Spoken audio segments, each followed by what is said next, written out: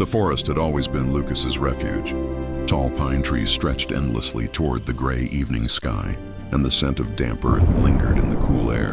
That afternoon, dark clouds gathered faster than he expected. What was that? What was that? A storm was coming. Who's there? And in the countryside, storms were never gentle. Lucas adjusted the rope around the bundle of firewood on his back and quickened his pace along the narrow, dirt path leading deeper into the woods. He lived alone in a small wooden cabin at the forest's edge. His life was simple, quiet mornings, long days of work, and peaceful nights beside the fireplace. He didn't have much, but he had enough. Or at least that's what he always told himself. Just as a distant rumble of thunder echoed through the trees, Lucas heard something unusual. At first he thought it was the wind whistling between branches, but then it came again. A faint, trembling cry. "Help, please." He froze. The voice was weak but unmistakably human. Dropping his bundle of wood, Lucas followed the sound carefully. Pushing aside branches and stepping over roots, his boots sank slightly into the soft, damp ground as he moved deeper into the shadows. There, near a fallen oak tree, he saw her. A young woman lay on the forest floor, her body twisted awkwardly. One leg was bent at an unnatural angle, and the other was trapped beneath a heavy broken branch. Her coat, clearly expensive, was torn and stained with mud. Her long dark hair clung to her pale face, and her breathing was uneven. For a moment Lucas stood stunned. No one ever came this far into the forest, especially not someone dressed like her.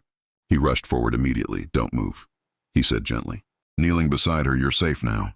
Tears streamed down her face as she tried to speak. "My legs, I can't feel them properly." Lucas carefully examined her injuries the best he could. He wasn't a doctor, but he knew enough from living in isolation to recognize broken bones. The sight made his stomach tighten, yet he forced himself to stay calm. Panic would help neither of them. Thunder cracked loudly overhead, and the first drops of rain began to fall. "We have to get you out of here," he said firmly, using all his strength. Lucas lifted the heavy branch off her trapped leg. She cried out in pain, gripping his arm tightly. He removed his jacket and wrapped it around her shoulders to keep her warm. The rain quickly turned heavier, soaking the forest within minutes. "Can you tell me your name?" he asked softly as he prepared to lift her. "Valeria," she whispered. "That's a beautiful name," he replied, offering a reassuring smile. With great care, Lucas slid his arms beneath her. She was lighter than he expected, but her fragile condition made every step dangerous. He moved slowly, shielding her from the rain as best he could, whispering calming words while navigating the muddy path back to his cabin. Lightning flashed across the sky, illuminating the forest in brief, brilliant bursts. Lucas focused on one thing only: getting her to safety. He didn't know who Valeria was. He didn't know why she was alone in the forest, or how she had been injured. All he knew was that fate had placed her in his path, and he would not leave her there to face the storm alone. By the time Lucas reached his cabin, the storm was raging violently. Rain pounded against the wooden walls, and the wind howled through the trees, like a warning from nature itself. He kicked the door open carefully and carried Valeria inside, laying her gently on his small bed near the fireplace. "You're safe here," he assured her, slightly out of breath. Her face was pale, and drops of rain still clung to her eyelashes. She tried to stay strong, but the pain in her legs was clearly overwhelming. Lucas quickly added more wood to the fire, filling the cabin with warmth and a soft golden glow. The crackling flames brought life back into the quiet room. He found an old first aid box stored in a wooden drawer. It wasn't much, some bandages, clean cloth, and basic medicine, but it was all he had. Kneeling beside her, he carefully removed her muddy boots. The swelling around her legs was severe. "This might hurt," he warned gently. She nodded, biting her lip as he examined the injuries. Lucas used 2 flat, wooden boards from an old crate to stabilize her legs, tying them carefully with strips of clean cloth. Every movement had to be precise. He had learned basic survival skills growing up far from the city, and tonight those skills mattered more than ever. Valeria let out a small cry, but tried to remain brave. Her hands gripped the edge of the blanket tightly. "You're doing well," Lucas said calmly. "Just focus on breathing." When he finished, he covered her with thick wool blankets and moved to the small stove. In the corner he prepared simple vegetable soup, stirring slowly while glancing back at her every few seconds. Outside, lightning lit up the tiny window, followed by deep rolls of thunder. The cabin felt small yet strangely peaceful. He brought the warm bowl to her and helped her sit up slightly. "It's not fancy," he admitted with a soft smile, "but it will help." She managed a faint smile in return. "Thank you, Lucas." The way she spoke surprised him. Her voice carried elegance. her accent refined even in pain. She seemed graceful. Her hands, though dirty now, were delicate hands that didn't belong to someone used to hardship. "What were you doing alone in the forest?" he asked carefully. She hesitated for a moment. "I needed air," she said quietly. "I just wanted to escape for a while." Lucas didn't push further. Everyone had their reasons for running away from something. Hours passed. The storm showed no sign of calming. Lucas sat in a wooden chair beside her bed. Refusing to sleep, he checked her temperature with the back of his hand and refreshed the wet cloth on her forehead whenever needed. At one point in the night, she stirred awake. "Why are you helping me?" she asked softly. He looked at her, confused by the question. "Because you needed help, that's all."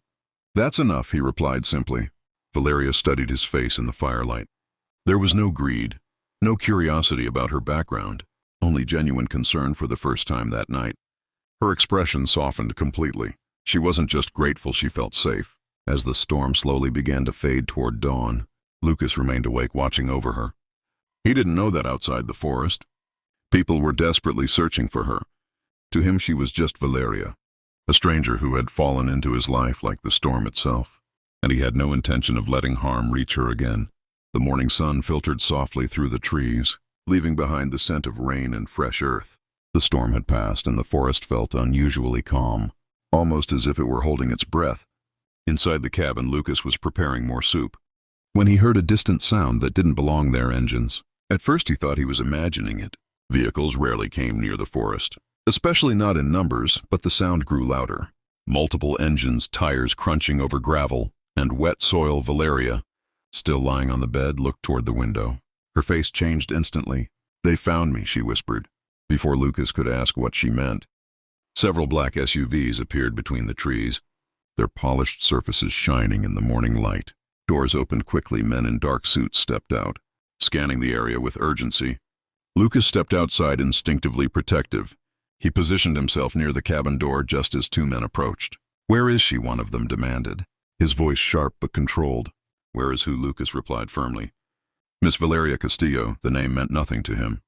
Before the situation could escalate, Valeria's voice came from inside the cabin. "It's okay, let them in." The men rushed past Lucas carefully. One of them, older and clearly in charge, knelt beside her, his serious expression softened with relief. "Miss Castillo, we've been searching all night. Your father was about to send helicopters." Father Lucas felt a strange shift in the air.